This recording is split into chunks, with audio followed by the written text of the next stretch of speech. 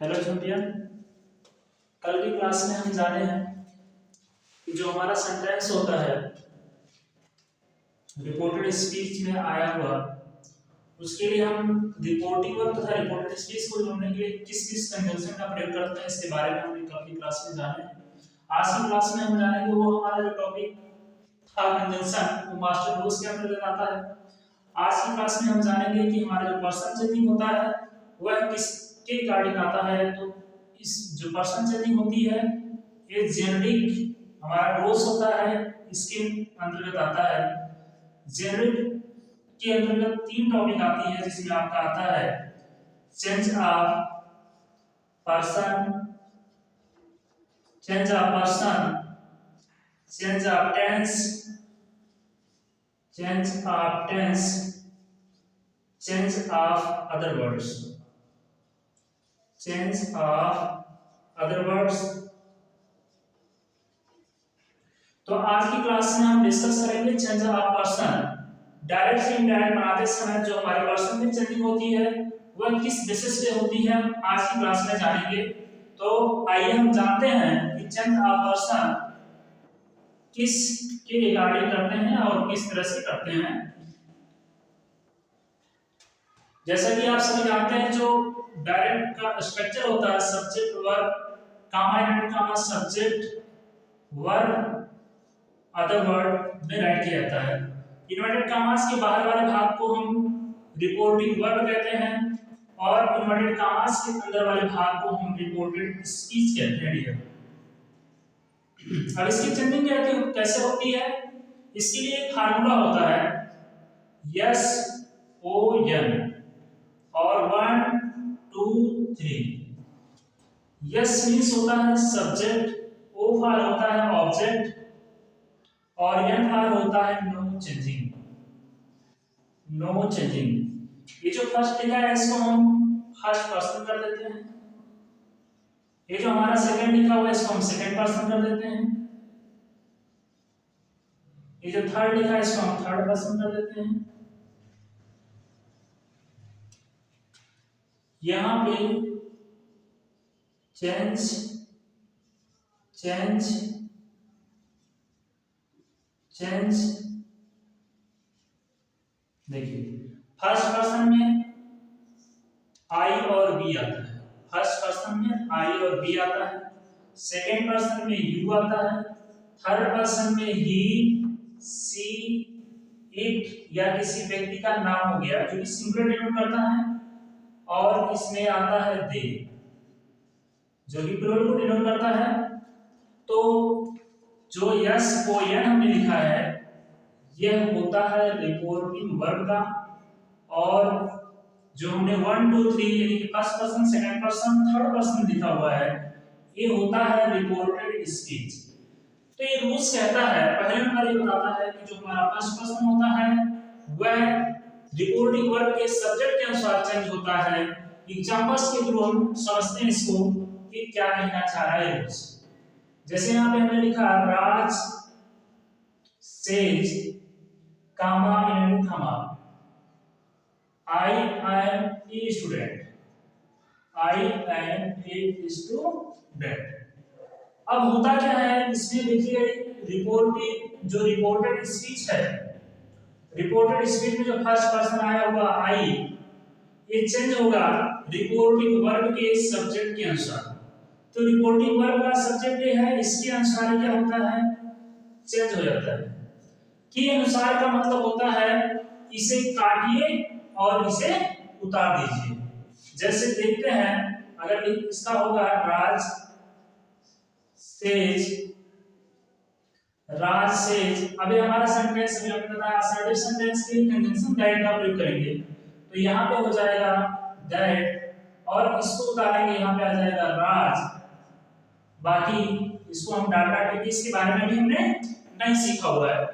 तो देखिए यहाँ पे राज आया है, यहाँ भी राज आ गया, तो राज एक नाउन को डिनोट करता है, जबकि नाउन को हम दो बार यूज नहीं कर सकते हैं, तो इसी वजह से हम राज की प्लेस पे दोबारा ही का प्रयोग करेंगे, इसके स्थान पे हम ही लिखेंगे।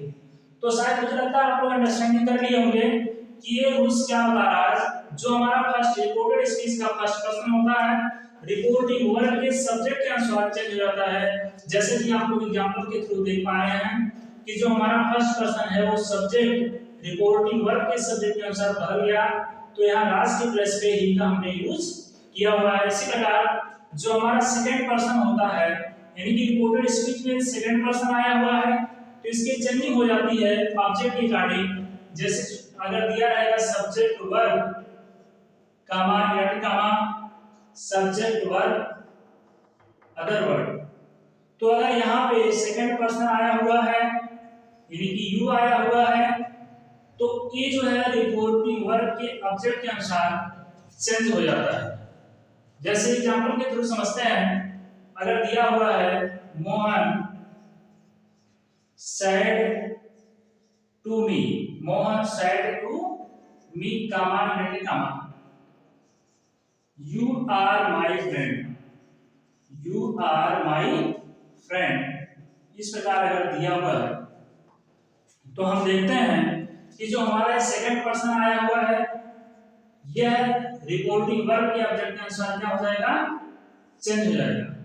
अब आप लोग देख पा रहे होंगे अभी हमने इसमें बताया कि जो हमारा फर्स्ट पर्सन होता है वह रिपोर्टिंग वर्ब के सब्जेक्ट के अनुसार क्या होता है, चेंज हो जाता है। तो इसी प्रकार यहाँ पे जो ऑब्जेक्टिव के फॉर्म में आया हुआ है तो ये जिस फॉर्म में जाएगा, अगर सब्जेक्टिव फॉर्म में है तो ये ऑब्जेक्ट जो दिया हुआ है ये भी सब्जेक्टिव में हो जाएगा।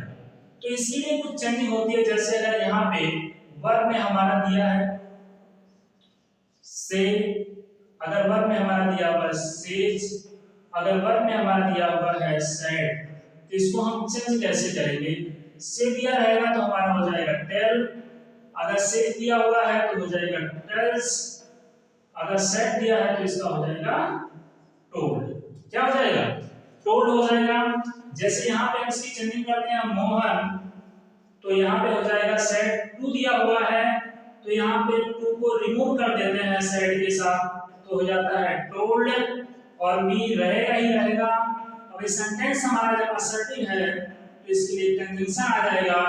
अब मी जब बनेगा सब्जेक्टिव तो इसका हो जाएगा आई, बाकी डाट डाट करके छोड़ दे रहे हैं। देखिए एक सिचुएशन ऐसी आती है कि जब यहाँ पे कोई ऑब्जेक्ट नहीं गिवन होता है तो ऐसी सिचुएशन में हम क्या करते हैं, जैसे Mohan said comma and comma you are my friend, you are my friend, ऐसे अगर दिया हुआ है तो हम क्या करें, तो इसके लिए होता है ऑब्जेक्ट की प्लेस पे अगर यहाँ सेकंड पर्सन आया है तो हमको हमेशा ऑब्जेक्ट मानना ही मानना है।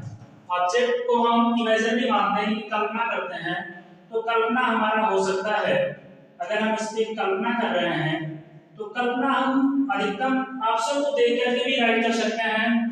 जो यहाँ पे चेंजिंग हुआ है उसी को देखेंगे तो कल्पना में हम मान सकते हैं हिम मान सकते हैं, मी मान सकते हैं, जो है हर मान सकते हैं, यू भी मान सकते हैं। एक काल्पनिक होती है, हमें यहाँ पे कल्पना करके लिखना होता है। आगे जानते हैं अगर हमारा थर्ड पर्सन दिया हुआ है तो कैसे इसकी चेंजिंग करते हैं।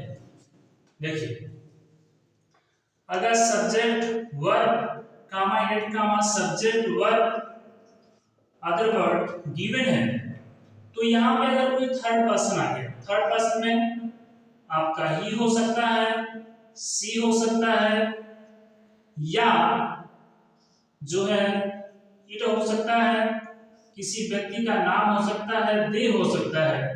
अगर ये दिया हुआ है तो इसकी जब हम इनडायरेक्ट स्पीच बनाते हैं तो इसकी चेंजिंग नहीं होती है। जैसा कि यहाँ पे देख पा रहे हैं थर्ड पर्सन नो चेंजिंग, अर्थात रिपोर्टेड स्पीच में जो थर्ड पर्सन रहेगा उसकी चेंजिंग नहीं होगी।